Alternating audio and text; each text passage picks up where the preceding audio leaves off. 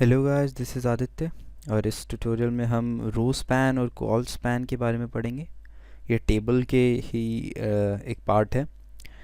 तो जैसे एक एग्जांपल देता हूँ ये किस लिए यूज़ आते हैं।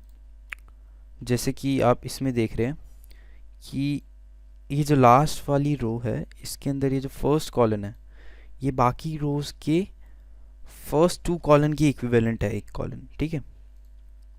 तो इस टाइप से हम कॉलन्स कैसे बनाएं कि मतलब जो दो कॉलन या तीन कॉलन की जगह कैरी कर सके, या फिर ऐसी हम रोज़ कैसे बनाएं कि मल्टीपल रोज़ को हम मर्ज कर सकें। तो वो कैसे होता है रो स्पैन और कॉलन स्पैन से। ठीक है। तो जैसे समझ लीजिए, मेरे को हमने अभी तक ये टेबल बनाई हुई थी, मुझे इसके अंदर एक और रो ऐड करनी है सबसे ऊपर, जिसके अंदर कंबाइंड दोनों कॉलन कंबाइंड हो और लिखा हो स्टूडेंट डिटेल्स। ठीक है। तो उसके लिए मैं पहले एक रो ऐड करूँगा। ठीक है। और फिर एक कॉलन ऐड करूँगा।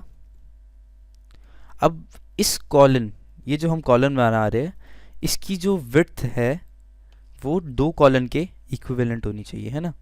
कि भाई जो इधर नया कॉलन ऐड होगा उसकी जो विड्थ है वो दो कॉलन जितनी हो। तो इस केस में हम यूज़ करते हैं कॉल स्पैन की एट्रीब्यूट। कॉल स्पैन की जो हमें विड्थ बनानी है वो कॉलन्स के रिस्पेक्ट में बनानी है। तो अगर मैं इसके अंदर जो भी न्यूमेरिकल वैल्यू लिखूंगा, जैसे मैंने लिखा 2, तो ये जो एक सिंगल कॉलन टू कॉलन्स की इक्विवेलेंट हो जाएगा, मतलब टू कॉलन्स मर्ज हो जाएंगे। अगर मैं इधर 3 लिखता तो 3 हो जाते मर्ज। तो टू कॉलन मर्ज, और इसके बीच में क्या प्रिंट होना चाहिए, स्टूडेंट डिटेल्स, जो हमने सोचा था।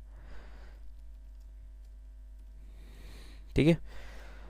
तो अगर मैं अब इसे रिफ्रेश करता हूँ पेज को, तो देखिए एक नई रो बनी जिसके अंदर जो कॉलन है वो बाकियों की रो के हिसाब से टू कॉलन्स के इक्विवेलेंट है। ठीक है।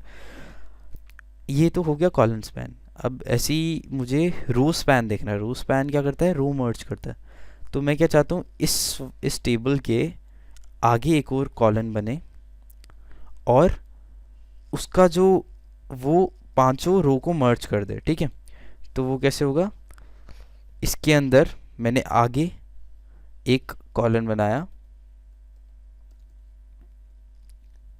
एक कॉलन क्रिएट होगा आगे, इसके आगे, और उसकी जो इसके आगे यहाँ पर एक कॉलन क्रिएट होगा, और ये कहाँ तक एक्सटेंड हो जाएगा, नीचे पांचवी रो तक। वो कैसे करेंगे हम, रो स्पैन से। तो रो स्पैन इक्वल्स,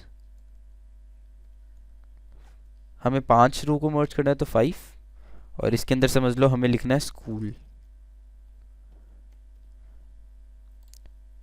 तो अगर मैं इसे रिफ्रेश करूंगा तो देखिए हमने एक नया कॉलन बनाया, उसको एक्सटेंड कर दिया कहाँ तक, 5 रो तक, और उसके अंदर हमने वैल्यू क्या डाली, स्कूल। तो इस तरह से हम रो स्पैन और कॉलन स्पैन को यूज़ करके नंबर ऑफ रो और कॉलन्स को अलग अलग कर सकते हैं अपनी मर्ज़ी से। तो इस टाइप से हम टेबल्स अपने बना सकते हैं। ठीक है। तो टेबल्स का ये आखिरी टॉपिक था, और अब अगले ट्यूटोरियल से हम नया टॉपिक स्टार्ट करेंगे लिस्ट के बारे में, वो आपको पता चल जाएगा। ठीक है। So thank you guys for watching.